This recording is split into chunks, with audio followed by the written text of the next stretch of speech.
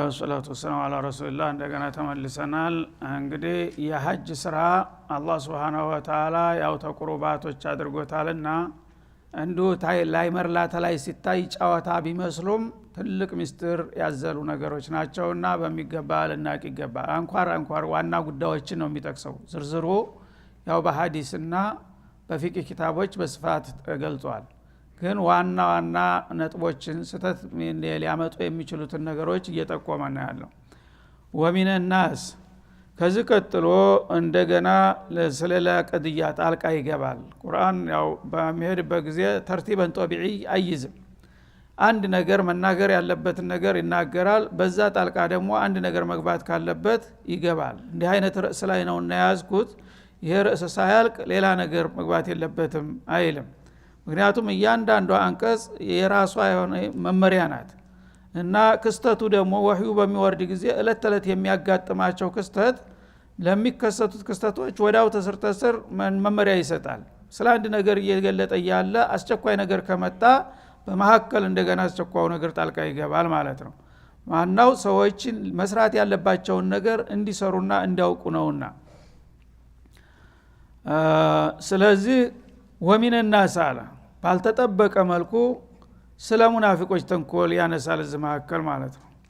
ምክንያቱም በዚህ መሐከል የተከሰተ ጉዳይ ስለነበረ ወሚን الناس ከሰዎች አሉ ባይገርማችሁ ይላል ማን يعجبك قوله في الحياة الدنيا አባባሉ የሚያስገርም ትኩረት የሚስብ ሲናገር በጣም ቃሉ አዋቂ ከመሆኑ የተነሳ የሚማርከህና የሚያደምህ ሰው ታገኛለህ ይላል። ወይሽድ ፊል ሐያቲ ዱንያ ማለት በቅርብ ህይወቱ እዚህ ዱንያ ላይ አንዳንድ ተናጋሪ ነገር አዋቂ ሰው ተነስቶ በሚናገርና በሚገልጽልህ ጊዜ አፍ ያስከፍታል ማለት ነው፣ የሚያደም ነው። ግን ይሄ ሰው እንደሚናገረው አይሆንም ማለት ነው። አስመሳይ ነው ማለት ነው። አፈጮሌ ነው። የፈለገውን ነገር አስመስሎ መናገር ይችላል። የዛ ጊዜ ሰዎች ሁላቸውም ትኩረታቸው ተስቦ በአድናቆት የሚያዳምጡት አለ በቅርብ ህይወት በዚህ ዱንያ ላይ ማለት ነው። የዛ አይነቱ ሰው ግን ነገ የውመል ቂያማ ሲነሳ በተቃራኒው ነው። ሁሉም ሰው የሚጠላውና የሚታዘበው ሆኖ ነው የሚነሳው። የሚደነቀውና የሚወደደው እዚህ ዱንያ ላይ ነው ማለት ነው። ለምን እዛ ሐቃኢቆች ድብቅ ምስጥሮች የሚወጡበት መድረክ ስለሆነ የሚናገረውን ሳይሆን የሥራ ውጤቱን ነው እዛ የሚታየው ማለት ነው። እዚህ ግን ጥሩ ተናጋሪ በደንብ ያሸክኖ በሚናገርበት ጊዜ ውስጡ እውነት ይሁን ውሸት ይሁን የሚያቅሰው የለም። ያው ሁሉም ሰው ምን አይነት ሰው ነው ብሎ በአድናቆት ነው የሚያየው ማለት ነው። ወይሽዱላህ አላ ማ ፊ ቀልቢሂ እና ሰዎች ያነጋገሩንና አቀራረቡን መሳካት በሚያው ጊዜ ያደንቁታል። ያው ግብዞች ናቸውና በአባባሉ ተማርከው ማለት ነው። እሱ ግን ውስጡን ያቃል፣ ስለሚያቅ ይሰማዋል ማለት ነው። እነዚህ ሰው ምናልባት ይሄ ሰው ሙናፊቅ ነው ውሸታም ነው ብለው ይጠረጥሩኝ ይሆን ይላል ያለበት ይገንበት እንደሚባለው። ስለዚህ ያችን ደካማ ጎኑን ለመሸፈን ምን ያደርጋል? ወይሽዱላህ አላ ማ ፊ ቀልቢሂ እና አና እሽሂዱ ረቢ እኔ እቅሲሙ ለኩም ይላል ማለት ነው። ሐሳቡን ያጠናከረ መስሎት እና የዛ ጊዜ ምን ማለቱ ነው? አትጠርጥሩኝ። የሚጠረጥር ካለ ማንም የጠረጠረው የለም፣ ሁሉም እያደነቀው ነበር። ግን ያለበት ይገንበት እንደሚባለው ፍርሃት ይሰማዋል አልፎ አልፎ ማለት ነው። የዛ ጊዜ ያንን እንግዲህ ፍርሃቱን ለመደጎም በመሐከል ቃለ መሐላን ይጠቀማል። እንደዚህ ምላችሁ እውነቴን ነው ወላሂ العظيم ይልሃል ማለት ነው። ይህንን አይነት እንግዲህ የደባ የሚሰሩ ሰዎች እንዳሉ እወቁና ንቁ ይላል አላህ Subhanahu Wa Ta'ala። ሙስሊሞች ፈዛዛ መሆናችን ነው የችግራችን ሁሉ ምንጭ ማለት ነው። ተንኮለኞች አፈጮሌዎች ይነዱናል ሁሉ ጊዜ ማለት ነው። አላህ ግን በማንኛውም አጋጣሚ ንቁ መሆን አለብህ። ለምን ያፈጮሌ መጫወቻ ትሆናለህ? ለምን እንደ ከብት ይነዳሃል? ያንዳንዱ ማንኛውም ሰው ሲናገር ይናገር፣ ጥሩ ተተናገረ ምንም ችግር የለም መናገሩ። ግን ቃልን ከተግባር ጋር ማመሳከር ያስፈልጋል። ይሄ ሰው እንደዚህ ብሏል፣ ግን የሚሰራውስ ምንድነው የሚለውን ማገናዘብ አለብህ ማለት ነው። የቃል ሰለባ መሆን የለብህም። እና ወይሽዱላህ አላ ማ ፊ ቀልቢሂ በልቡ ውስጥ ያለውን እናንተ ስለማታቁት አላህም ደግሞ አሁን መግለጫ እንደማይሰጥ ስለሚያቅ አላህ ይመስክርብኝ እውነቱን ነው የምላችሁ እርግጠኛ ነኝ ወላሂ እያለ በኔ ስም እንደገና በቃለ መሐላ ያዋክባቸዋል ይላል ማለት ነው። ወሆ አለዱል ኺሳም እና እሱ ክርክሩ በጣም የከረረ ሰው ነው። በማንኛውም መልኩ ሰዎች በመጥፎ እንዳይጠረጥሩት ቀዳዳውን ሁሉ መዝጋቱ ነው በዛ አባባሉ ማለት ነው። እንደ አይነት መልቲ ሰዎች በመሐከላቸው እንደሚኖሩ አትዘንጉ። እነዛን ወቁና ቃላቸውን ከተግባራቸው ጋር አመሳክራችሁ እንደተባለው ከሆነ መልካም ሰየው ነው። ካልሆነ ግን ማንም አታላይ ሊያታልላችሁ እንደማይገባ እወቁ ይላል ማለት ነው። አለዱል ኺሷም ማለት ሸዲዱል ኹሱማ በማንኛውም መልኩ እኔ ያልኩት መሆን አለበት እና በዛም አዋክቤ የኔን ሐሳብ ማስወሰን አለብኝ የሚል አባዜና ባህሪ ያላቸው ሰዎች አሉ በመሐከላችሁ። የዛ አይነቶቹ ሰዎች ደግሞ ማንነታቸውን በሚገባ ጠለቅ ብላችሁ ማወቅ አለባችሁ። ዝም ብላችሁ በቃል ተማድነቅና ተማጨብጨብ ይላል ማለት ነው። ወኢዛ ተወላ ይህ አይነቱ ሰውዬ እናንተን እንግዲህ ሲያምታታችሁና ሲያባብላችሁ ከቆየ በኋላ ከእናንተ ዘወር ሲል ሰዓ ፊል አርድ ሊዩፍሲደ ፊሃ በመሬት ላይ ጥፋትን ለመዝራት ይጣደፋል ይላል ማለት ነው። አሁን እንግዲህ የልቡን ሰርቷል፣ የህዝቡ አማኔታ አፍትርፏል።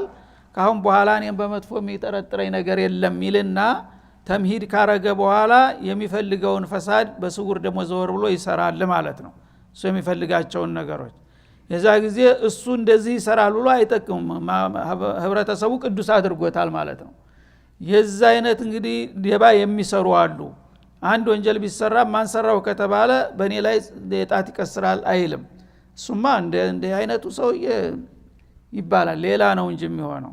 ይችን ነገር የሚጠቀሙ ብዙ መልቲዎች አሉ ይላል ማለት ነው። ተወላ ማለት እንዓዘለ አንኩም እናንተን ሲሰብካችሁ ቆይቶ ተናንተ ለየት ብሎ በሚሄድበት ጊዜ ታዛቢ በሌለበት ቦታና ሁኔታ የልቡን ይሰራል ማለት ነው። ለምን እሱ ታላቅ ሰው ነውና በመጥፎ ስለማይጠረጠር ማለት ነው። ሊዩፍሲደ ፊሃ በመሬት ላይ ጥፋትን ሊያሰራጭ ይጣደፋልና ይዋከባል። ወይሁሊከል ሐርተ በዚህ በሚፈጽመውና በሚያሰራጨው ጥፋትና ክፋት አዝመራንና ወነስለ የእንስሳት ዘሮችን ጭምር ሊያወዲም ይሯሯጣል ይላል። ወላህ ላ ዩሂቡል ፈሳድ አላህ Subhanahu Wa Ta'ala ጥፋትን አይወድምና ስለዚህ እንዲህ አይነቶቹ መልቲዎችና ተንኮለኞች የዚህ አይነት ጥፋታቸውን እንዲያሰራጩ አልፈልግም። ለዚህ ነው ንቁና አወቋቸው የምለው ይላል። እና ይሄ የመጣበት ምክንያቱ በአንድ ወቅት አኽነስ ኢብኑ ሹረይቅ አተቀፊ የሚባል ሰው ነበረ፣ ሙናፊቅ ነው።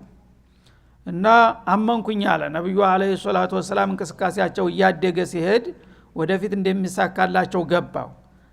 መጀመሪያ ተቃዋሚ ነበረ።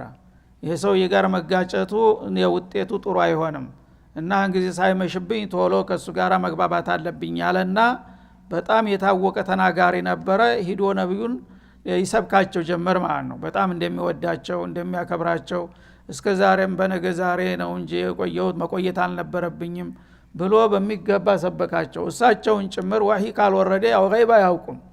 ስለዚህ እውነት መሰላቸውና ምን አይነት ሰው ነው ብለው አደነቁት ማለት ነው። ሰሃቦችም እንደዛው። ይህንን እንግዲህ ካደረገና በጣም ትልቅ ሰው አገኘን ዛሬ ብለው ሁላቸውም ደስታላቸው በኋላ አስተኛቸው ማለት ነው። በመጥፎ ነገር እንደማይጠረጠር ታመቻቸ በኋላ ሲመለስ መንገር ላይ የሷሃቦች አዝመራ ነበር፣ የደረሰ አዝመራ። እሱ ላይ አልፎ ሲሄድ በመንገድ ዳር እሳት ለኮሰበት ይባላል።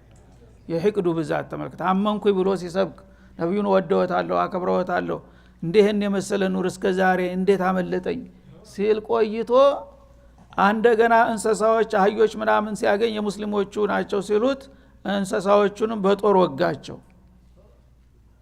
አጂብ እኮ ነው አንዳንድ ሰው ህቅድ ሱብሃንአላህ።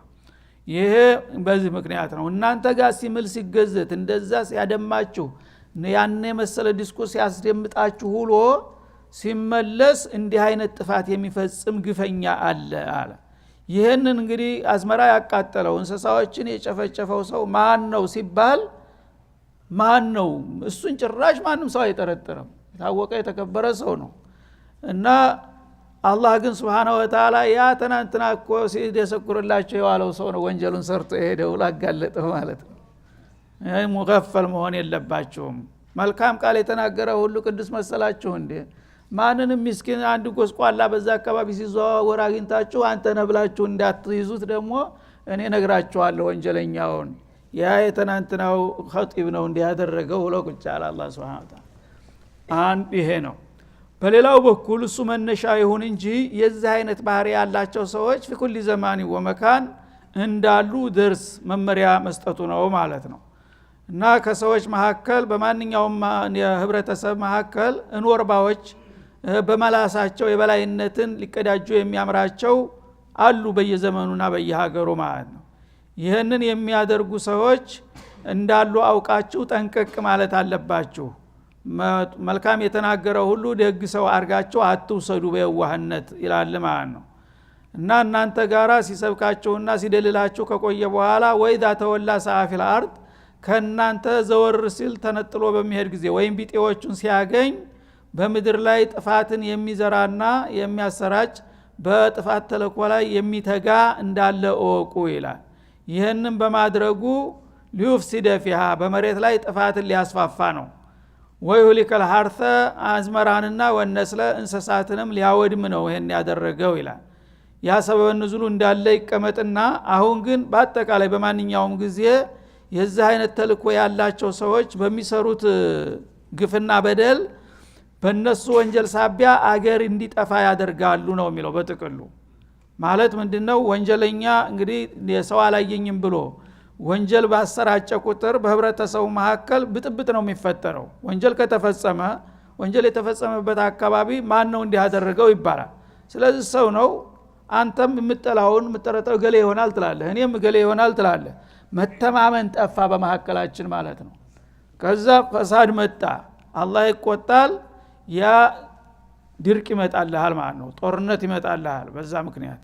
የዛ ጊዜ የሚመጣው ድርቅ ከሰዎች አልፎ ምንም የማያውቁትን እንስሳዎችን እንዲወድም ያደርጋል። ድርቅ 2 አመት 3 አመት በመደዳው ዝናብ ከቀረ ሰው ብቻ ነው የሚያልቀው? በሙሉ ዛፉ፣ ቅጠሉ፣ ሳሩ በሙሉ ከምድር ላይ ያለ ነገር ሁሉ አፈር ደም ይበላል ማለት ነው። በማን? በብዛ በተንኮለኛ ሰው ፈሳድ ሳቢያ ማለት ነው፣ እሱ በሚዘራው መርዝ። እና ስለዚህ እንስሳቶች ድርቅ በሚሆን ጊዜ ለعنቱላህ አለ በኒ አደም ይላሉ ይባላል። በራሳቸው ቋንቋኛን ሰማቸውም እንጂ እንግዲህ እነሱ ባመጡት መዘዝ እኛ ማለቃችን ነው፣ የአደም ልጅ እኮ ነው ይሄን ነገር ያመጣው እያሉ ያወግዛሉ ይላል። ይሄ እንግዲህ በእኔም በአንተም ላይ ሊመጣ የሚችል ነገር ነው ማለት ነው። መጠንቀቅ አለበት። ፈሳድ በሀገራችን በተለምዶ ክርስቲያኖቹ አስታውሳለሁ ህፃን ሁኜ እኔ ጎረቤቶቻችን እና አገር ታጠፋለህ ህፃን ልጆች ስበርሳቸው ሲጣሉ አንድ ነገር ልጅ ተመታ ከጎረቤት ይሄ ሀገር አጥፊ ነው የሚሉት ሽማግሎች። ይሄ ሀገር አጥፊ ለምን ወንጀል ተመጣ ሰዎች ተግጭት ከተፈጠረ መዞል ዓለም ከመጣ አገር እንደሚጠፋ ይናገሩ ነበር ክርስቲያኖቹ ጎረቤቶቻችን። ሽማግሌ የለም እንዴ? ሀገር ሰው የለም እንዴ? ይሄ እኮ ሀገር ላይ ያጠፋ ነው የተነሳው አትይዙትም እንዴ ይባላል። አሁን ግን ሰለጠነ የሚባለው ዓለም ሁሉ ይሄ ቀርቶ ጉልበቱ ከፈቀደለት ምን በተራ ጦር ብቻ በአይሮፕላን በሚሳኤል ከተማን እንዳለ በደቂቃዎች አመድ የሚያደርግበት ዘመን ነው በአሁኑ ጊዜ ያለው። ይሄ አላህ ግን Subhanahu Wa Ta'ala አንድ እንስሳ መግደል ወይም አንድ ድርቅ እንዲመጣ ሰበብ መሆንን ፈሳር ነው። ይሄንን የሚያረጉ አስባቦችን እንዲያትሰሩ እንዲህ የሚያረጉትን የመልቲዎች እወቋቸውና ተቆጣጣሯቸው እያለ ነው ያለው። አሁን ግን በግፍ ነው። በአለም ላይ ያሉ ዜናዎችን ስሙ እስቲ። በሙሉ ዜናዎቹ 90% እልቂት ብቻ ነው የሚያወሩት። ደስታ የሚያወሩት በጣም ትንሽ ነገር ነው። በገሌ ሀገር ይሄን ያህል አለቀ፣ በገሌ ሀገር ይሄን ያህል፣ በገሌ ሀገር በሙሉ ዜናዎችን እስቲ ልብ ብላችሁ ተከታተሉ። ትልቁ ዜና በአለም ዙሪያ እልቂት ነው። ጦርነት ያለበት ብቻ አይደለም፣ በተለያየ አጋጣሚ ብቻ የእልቂት ዜና ነው አመዝኖ የሚመጣው ማለት ነው። ይሄ ሁሉ ፈሳድ እየሰፋ መሄዱን ያሳያል ማለት ነው። ሰዎች ሰለጠን እያሉ ኢኮኖሚ አደገ እየተባለ ኑሮ ተሻሻለ እየተባለ ግን ፈሳዱ በዛው መጠን ደግሞ እየሰፋ ነው የሚሄደው ማለት ነው። እና አላህ Subhanahu Wa Ta'ala ላ يحب الفساد ጥፋትን አይወድም። እንግዲህ የዲናችሁ የአኺራችሁን ጉዳይ ተውትና እናንተ በተንኮል እንደዚህ አይነት ድብብቆች በሚጀምሩ ጊዜ በዚህ በዱንያ ላይ የመኖር እድላችሁ ራሱ አደጋ ላይ ይወድቃል። የዚህ አይነት መልቲዎችን ደግሞ ሀግ ማለት መቻል አለባችሁ።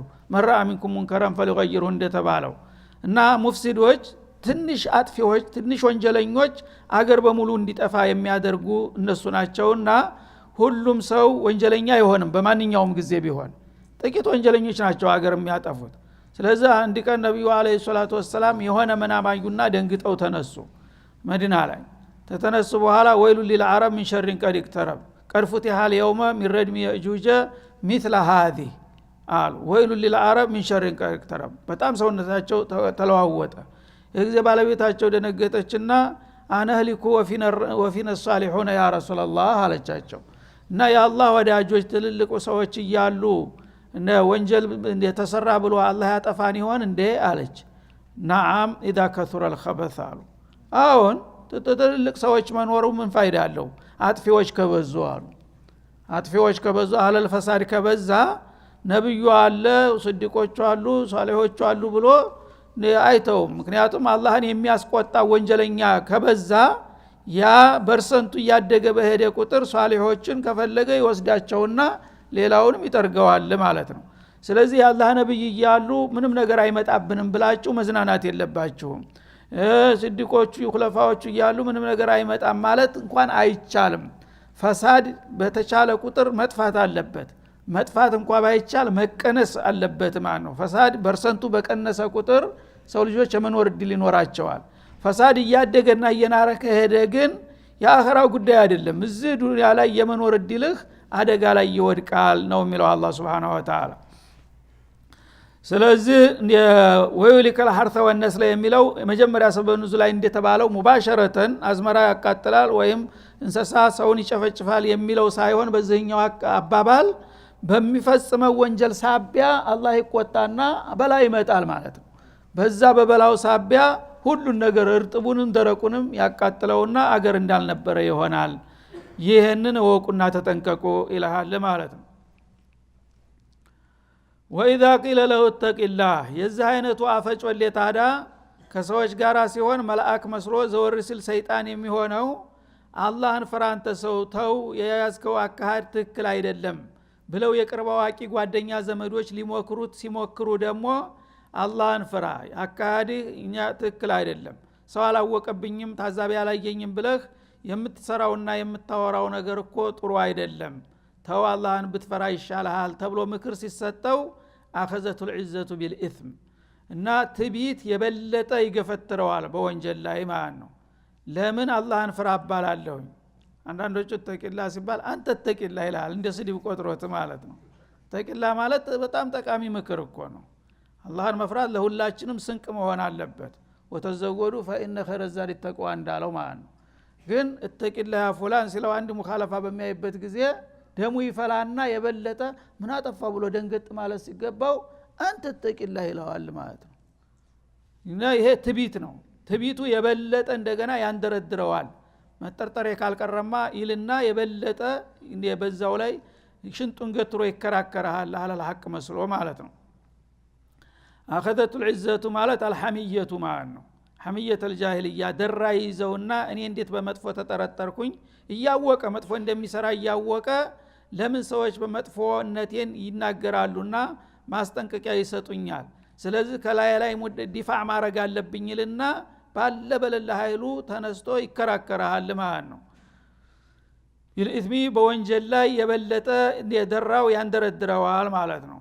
فحسبه جهنم እንዲህ አይነቱ ትቢተኛ ታዳ መጀመሪያውንም ማድረግ የሌለበትን ነገር ማድረግ ሳያንሰው እንደገና ደግሞ መካሪዎችን ገልምጦና አመናጭቆ ራሱን ቅዱስ ለማድረግ የሚፍጨረጨር ከሆነ ይሄ ሰውዬ ምክር አልመለሰውም ማለት ነው።